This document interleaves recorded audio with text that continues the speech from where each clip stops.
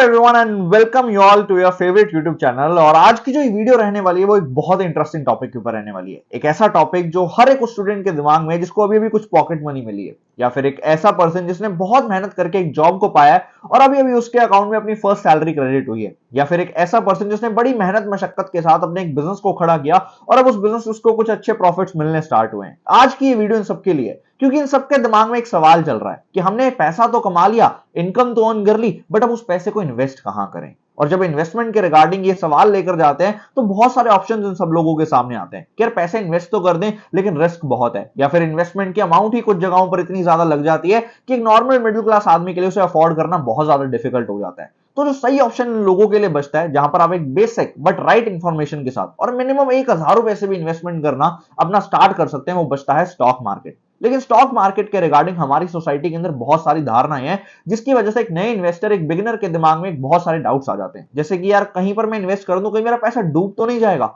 और जब वो रिश्तेदारों के पास, दोस्तों के पास, फ्रेंड सर्कल के पास पूछता है तो बहुत से लोगों को तो राइट नॉलेज ही नहीं होती। और सोशल मीडिया ने तो इतना पॉजिटिव परसेप्शन बना दिया है ऐसी ऐसी बातें करके कि अगर आज से 30 साल पहले, 20 साल पहले स्टॉक के अंदर 10,000 रुपए लगाए होते तो आज आपके वो 10,000 रुपए 50 करोड़ बन जाते या 500 करोड़ बन जाते। लेकिन कोई रियलिटी नहीं बताता कि अगर आपने वो सही स्टॉक चुनने की बजाय अगर एक गलत स्टॉक गलती से चुन लिया होता तो आपके वो 1 लाख रुपए या 10,000 रुपया जीरो भी हो सकते थे। और जब हम यूट्यूब के ऊपर या गूगल के ऊपर सर्च करते हैं कि कैसे हम स्टॉक मार्केट के बारे में नॉलेज लें, तो बहुत सारे लिंक्स हैं, बहुत सारी वेबसाइट्स आ जाती हैं, बहुत सारी यूट्यूब वीडियोस आ जाती हैं, बट हर कोई यार या तो गलत ज्ञान दे रहा है या फिर आधा अधूरा ज्ञान दे रहा है। तो इसी की वजह से मैंने सोचा कि क्यों ना आप लोगों के लिए एक ऐसी वीडियो लाई जाए जहां पर मैं क्रक्स निकालूं कि कहां पर एक बिगिनर को सच में इन्वेस्ट करना चाहिए, कौन कौन से उसके लिए ऑप्शंस हैं, और एक राइट नॉलेज दूं। और ऐसी नॉलेज जो कि ना ही सिर्फ सुनने में, समझने में आसान हो, सिंपल हो, बल्कि उसे इंप्लीमेंट करना भी इतना ईजी है। तो स्टार्ट करते हैं आज की इस वीडियो को। एंड आई वांट कि आप सभी लोग इस वीडियो के एंड तक बने रहें और मेरे साथ ऐसे 3 इन्वेस्टिंग ऑप्शंस को एक्सप्लोर करें जहां पर एक बिगिनर जिसको बिल्कुल भी नॉलेज नहीं है, स्टॉक मार्केट के अंदर बिल्कुल नया है, वो अपनी इन्वेस्टिंग जर्नी को स्टार्ट कर सके। एंड वीडियो को आगे फर्दर कंटिन्यू करने से पहले मैं एक जरूरी इंफॉर्मेशन आप लोगों के साथ शेयर करना चाहूंगा। हालांकि बहुत से लोग इस बारे में जानते हैं, बट फिर भी कुछ बिगिनर्स के लिए,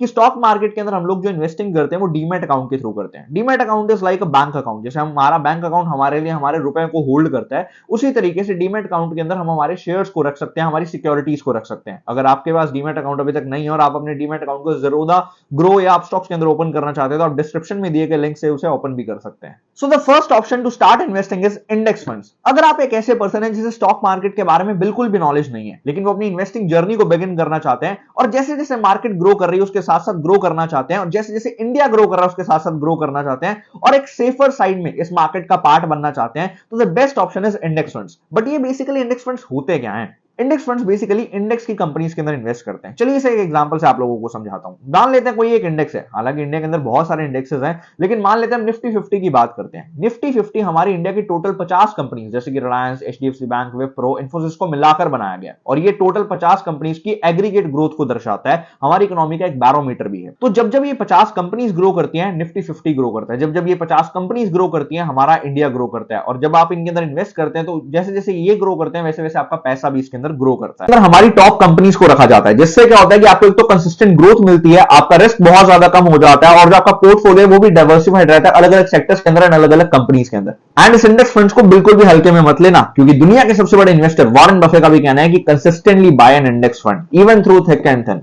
स्पेशली थ्रू थिन। और उन्होंने बहुत सारे बेनिफिट्स भी बताए इंडेक्स फंड के अंदर इन्वेस्ट करने के, जैसे कि सबसे पहला बेनिफिट उन्होंने बताया कि इंडेक्स फंड के अंदर जब आप इन्वेस्ट करते हैं, आप देश की सबसे टॉप कंपनीज के अंदर इन्वेस्ट करते हैं और मोस्ट एक्टिवली ट्रेडेड स्टॉक्स के अंदर इन्वेस्ट करते हैं। दूसरा उन्होंने बताया कि इससे जो आपका रिस्क है वो बहुत ज्यादा डाइवर्सिफाई हो जाता है, क्योंकि आपका जो पैसा है वो अलग अलग सेक्टर्स एंड अलग अलग स्टॉक्स के अंदर इन्वेस्ट किया जाता है। एंड इंडेक्स फंड के अंदर इन्वेस्ट करना बहुत ज्यादा कॉस्ट एफिशिएंट भी है, क्योंकि जब आप म्यूचुअल फंड के अंदर इन्वेस्ट करते हैं बहुत सारी मैनेजर फीस एंड अलग अलग तरह की ट्रांजैक्शन कॉस्ट आपको देनी पड़ती है, लेकिन इंडेक्स फंड के अंदर ऐसा कुछ भी नहीं है और आपको किसी के ऊपर डिपेंडेंट रहने की जरूरत नहीं है। तो बढ़ते हैं हमारे दूसरे इन्वेस्टिंग ऑप्शन की तरफ। अगर आप एक ऐसे पर्सन हैं जो स्टॉक मार्केट के बारे में ज्यादा जानते नहीं हैं और जानना भी नहीं चाहते हैं, और एक ऐसे पर्सन को हायर करना चाहते हैं जो आपके लिए आपके इन्वेस्टमेंट डिसीजंस ले, आपके पोर्टफोलियो को डाइवर्सिफाई करे, जिससे आपकी जो रिस्क है वो मिनिमाइज हो जाए और आपकी जो रिटर्न्स है वो बहुत ज्यादा स्टेबल हो जाए। तो आप ये सेकंड इन्वेस्टिंग ऑप्शन की तरफ जा सकते हैं, और वो है mutual fund. Mutual fund basically एक ऐसा फंड जिसे म्यूचुअल फंड मैनेजर मैनेज करता है, एक ऐसा पर्सन जो कि स्मार्ट है, आपके इन्वेस्टमेंट डिसीजंस को समझता है, फ्यूचर में होने वाले रिस्क को समझता है, रिस्क रिवॉर्ड्स को समझता है, और आपके बिहाफ पर आपके इन्वेस्टमेंट डिसीजंस को बनाकर अलग अलग कंपनीज के अंदर इन्वेस्ट करता है, जिससे आपका पोर्टफोलियो भी डाइवर्सिफाइड रहता है और आप एक कंसिस्टेंट ग्रोथ को अर्न कर पाते हैं। हालांकि म्यूचुअल फंड्स के अंदर इन्वेस्ट करना इंडेक्स फंड्स के कंपैरेटिवली थोड़ा सा रिस्की रहता है, लेकिन अगर आप एक राइट म्यूचुअल फंड को चूज कर लेते हैं तो आपकी जो रिटर्न्स है वो बहुत ज्यादा अच्छी रहने लगे। एंड म्यूचुअल फंड्स के अंदर इन्वेस्ट करने के लिए मैं यूज करता हूं ग्रो ऐप को, क्योंकि मुझे उनका सिस्टम बहुत ज्यादा सिंपल लगता है म्यूचुअल फंड्स के अंदर इन्वेस्ट करने के लिए। अगर आप भी ग्रो ऐप के ऊपर अपना अकाउंट ओपन करना चाहते हैं तो डिस्क्रिप्शन में दिए गए लिंक से आप उसे ओपन कर सकते हैं।